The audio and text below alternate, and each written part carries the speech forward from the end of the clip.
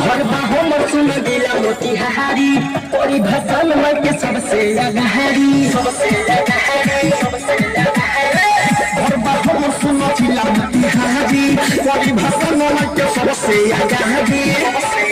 जल्दी करी रुकावट लपुआ सन के टोली नसुला हमार लाइसेंस ये लपुआ है मत कोली भाषा में जे बोली मत कोली भाषा में जे बोली मत कोली भाषा में जे बोली मत कोली भाषा में जे बोली हां समझ रहा आवाज कम कर हां एक कारण सूचना मेरे समिति के जितने भी सदस्य हैं अगर मेरी आवाज को सुन रहे हैं तो सबसे पीछे एक लड़का ब्लू टी शर्ट पहना हुआ है और सामने वाले जो छत पर लड़की है उसको लाइन मार रहा है तो उसको पता नहीं है कि ये लड़कियों का भगवान निकला हुआ है बहुत तो सिस्टम में रहे गाना पार्टी भोजन मोड़ी तो मैं मुद्दा पर खुदे मोड़ी सोचे